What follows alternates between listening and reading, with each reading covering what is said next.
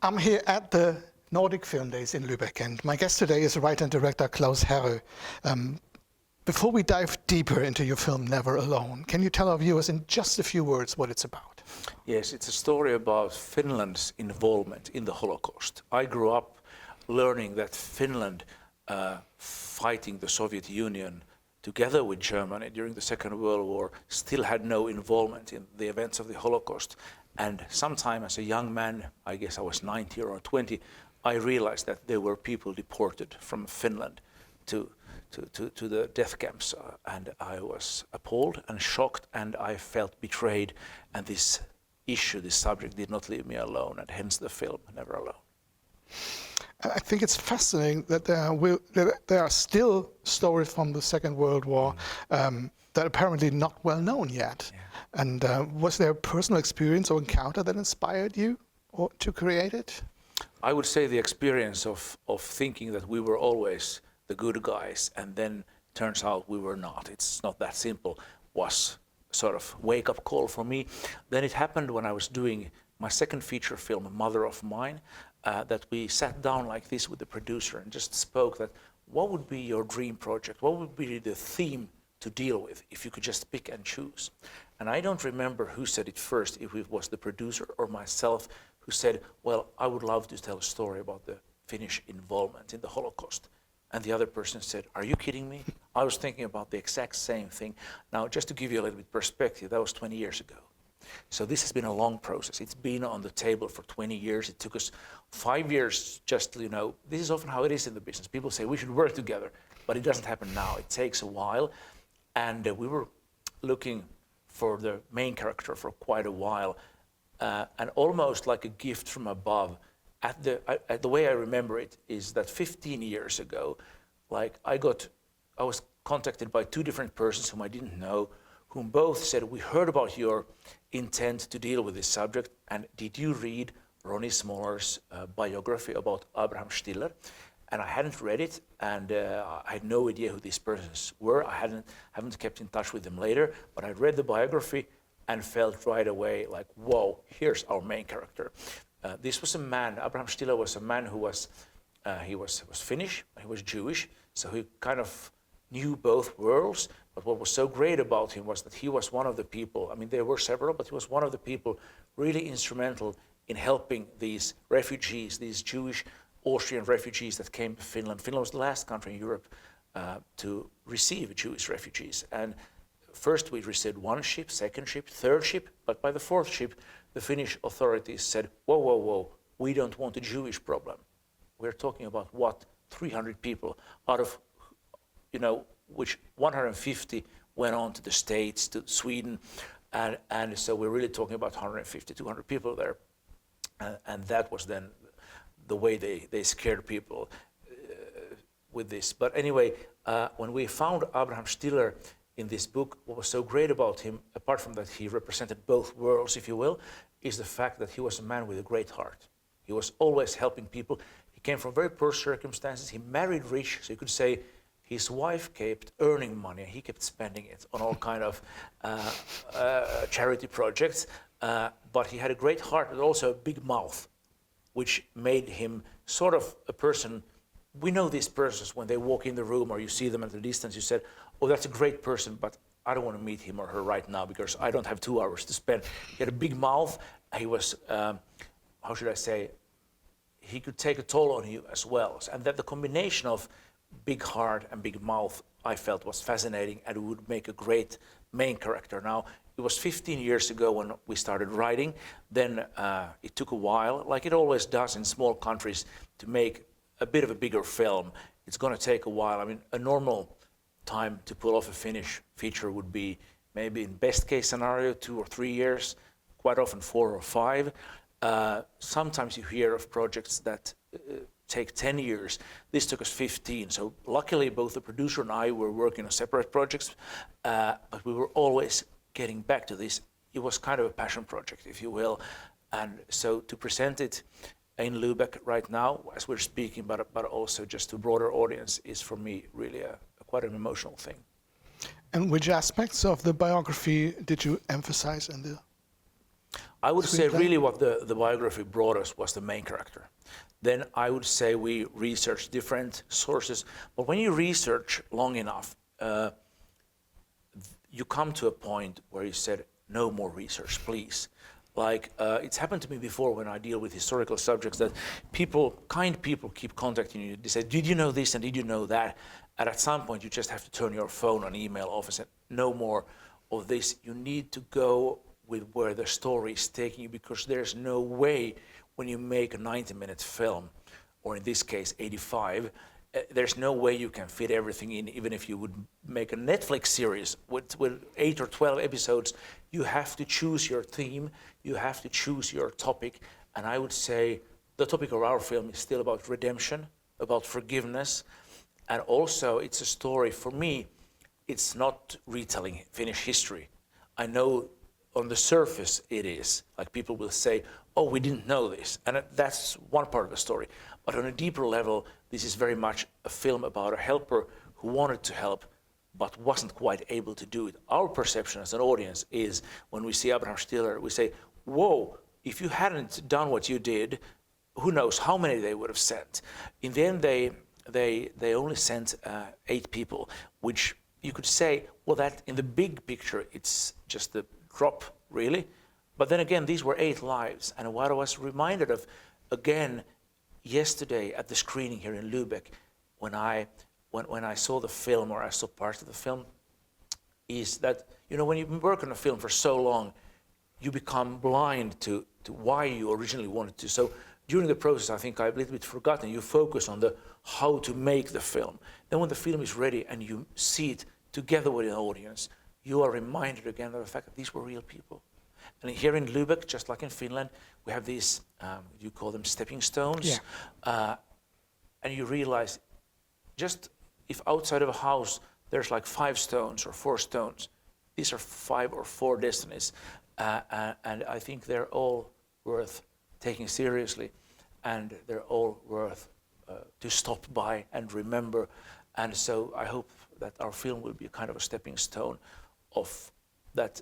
Whatever you do, even if it seems small and insignificant now, if you manage to do even a little thing, it will carry big meaning later on.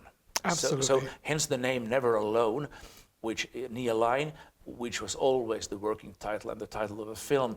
Sometimes they change, but luckily here nobody was questioning it. It refers to a Finnish-German sort of propaganda poster where you see a German and a Finnish soldier shaking hands, and sort of Germany convincing Finland that we will, when we work together, you know, towards with a common goal, fighting the common enemy, you will never be alone. But it also refers to our main character, Abraham Stiller, who feels very much alone in his struggle to help these refugees. And I hope that comes across when you see the film. Absolutely. Absolutely. How difficult was it to maintain the balance between historical accuracy and dramatic staging? That is always the most difficult things when you make a historical film.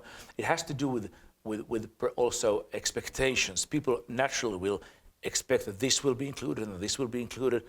And at some point, as a filmmaker, you have to not care about the expectations, if you will. I mean, not, of course, I always, in a way, I care about the audience in the sense that, do they understand what's happening? Do they care about it as much as I do? But you also have to be, in a way, make yourself numb to what should be there. Because a film like this, we had a cooperation between 5 countries. There are 25 or 30 financiers with the film, and they all come with their own expectations, and they are all valid expectations. They are all reasonable people who are knowledgeable in history and keen to know more. But again, since there's a limited amount of time and money, and you have to tell, I feel you have to tell one story. And I feel so disappointed when I see a historical film and it tries to tell everything in 1.5 and 2 hours, and you're really left with a feeling that we're just hurrying through history and nothing stuck with me. So it's so much better, in my understanding, to just tell about one weekend or 1 week or a shorter period where you focus on something and you don't get everything else. That you can read about in Wikipedia, but you get a real sense of urgency and meaning with these few things. And film for me, I would say foremost as a filmmaker, is telling stories in pictures. It's not dialogue, it's not retelling events that we already know. It's really going behind the scenes and behind closed doors and say, what were they thinking? What were they feeling? And how can I convey this in dramatic moments with pictures that will stick with people? Yeah. As far as I remember, you shot the scenes that are based in the 1970s in black and white, and the flashbacks are in muted colors. What's the idea behind that?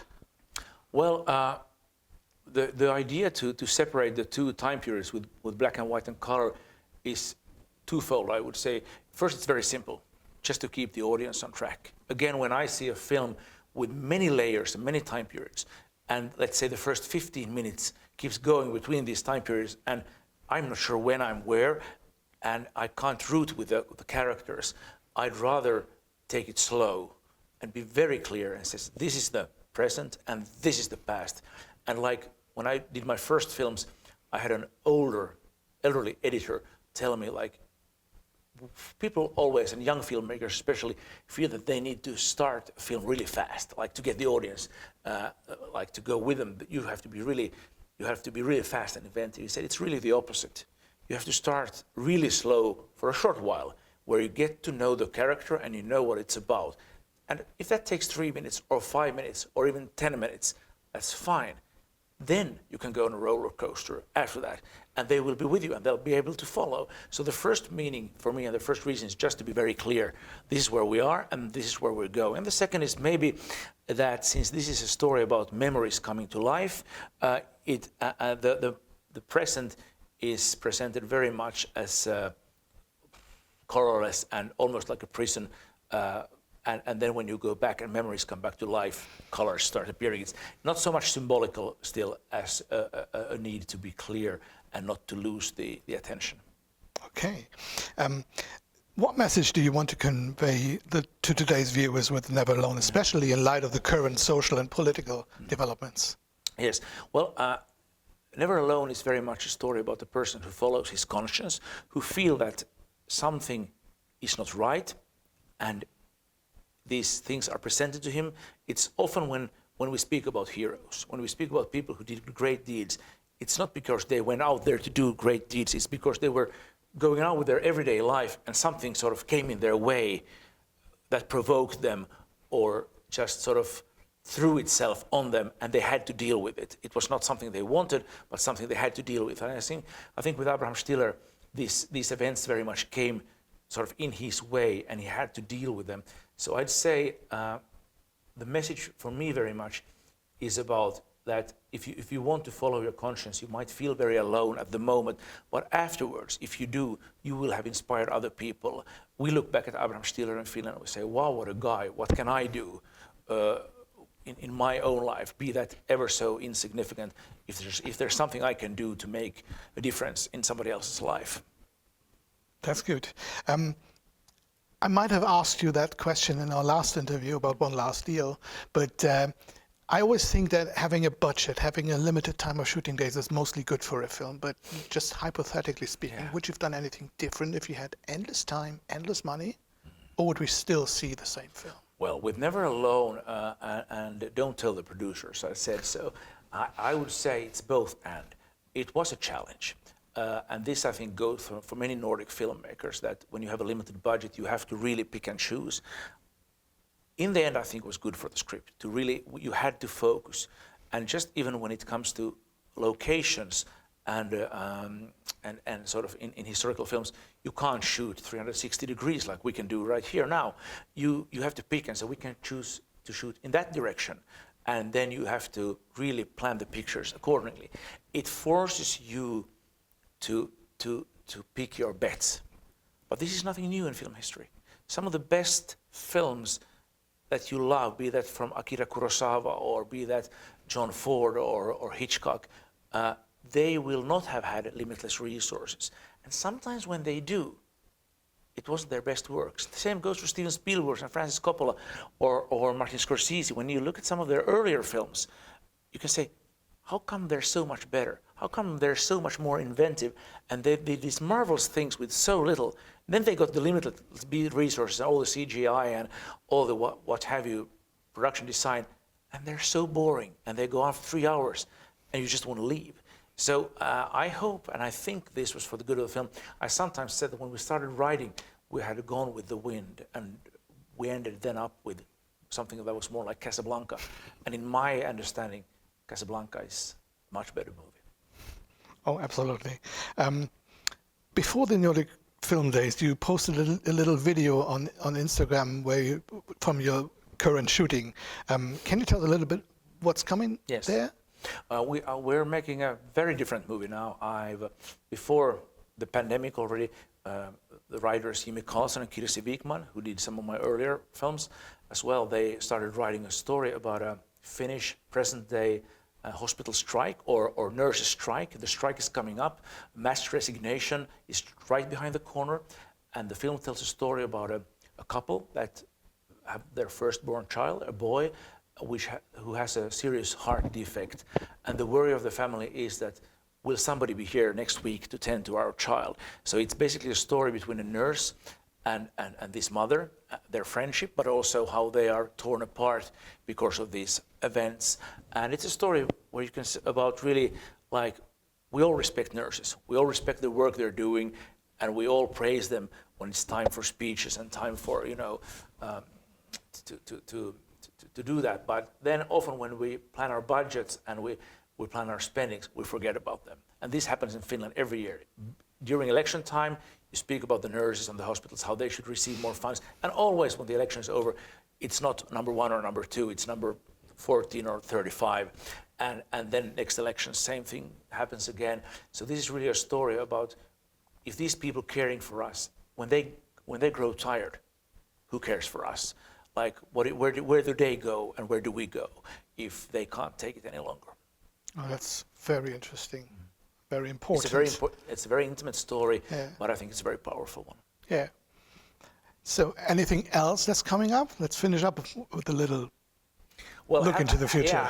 Yeah. Having worked on Never Alone for more than 15 years, I've been a bit reluctant to go into these eternity projects. Like I'm 54 now, and I want to make films. I love making films. In one way, I'm still feeling at the age of 54 and now releasing my 10th cinema release that I'm still starting out. I'm still just learning the craft. I'm still like, if I look at really good films, be that Americans, which I watch mostly, but also international or European films, I feel I'm still learning, and at some moments, I feel I'm getting there. I'm thinking, this is quite good. Not necessarily thanks to me, but thanks to the great actors and people I work with, writers, cinematographers. But I want to keep making films. And but after this film, time will tell. You know, I can say whatever project I want. I'm going to do that film. But reality will possibly tell something different. So time will tell. Of course. And I will still want to watch your films. Thank you very much. Because I love them. I love the way you make your films. So did you have any chance here in Lübeck to watch any other films? No, that's usually when you come to a film festival that you want to watch other films. You make plans to watch them, but usually the films you are here with will hinder you because you do the Q&A, and then after the Q&A you still stop to talk with the audience. But that's also part of the real gift of these film festivals, that you can meet the audience, and it's a real educating moment for me. It's not something that I take lightly. It's not something that I think that like I'm just like sailing around. It's a learning experience. It's a training experience, and I'm learning how to become a better filmmaker. I think you are already a good filmmaker. So, but I wasn't fishing for that. no worries. Thank you very much for your time. Good luck with the film, and hopefully it will come out to the German cinemas at some point. So. Yes. Okay. Thank you so much. Thank you. Lovely.